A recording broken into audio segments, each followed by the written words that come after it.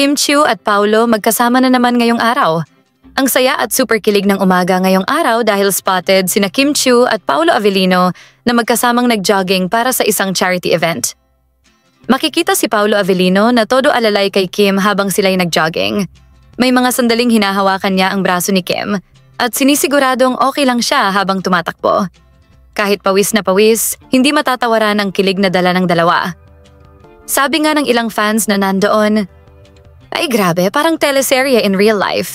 Si Paulo ay parang bodyguard na leading man. At si Kim Chiu ay all smiles at super cute habang tinutulungan ni Paulo." Pero teka, hindi lang sila ang nandoon.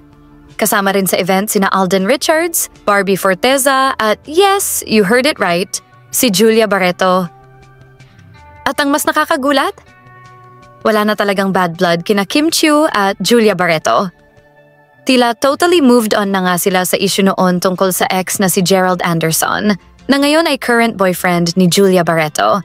Mukhang water under the bridge na talaga at good vibes lang ang lahat ngayong umaga.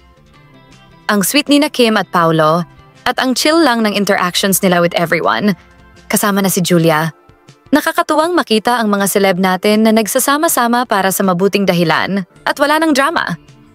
Sa simpleng jogging na yon, nakita ng publiko ang unti-unting lalim ng connection ni na Kim at Paulo. Hindi scripted, hindi sa harap ng kamera para sa teleserye. Ito ay totoong moments, full of smiles, kulitan, at concern.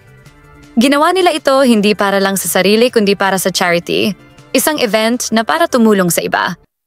At sa gitna ng mga intriga at past issues, ipinakita nila na mas mahalaga ang good vibes, healing at pagtutulungan. Anong masasabi ninyo sa balitang ito? Magkomento sa ibaba at huwag kalimutang mag-subscribe for more videos. Maraming salamat sa panonood.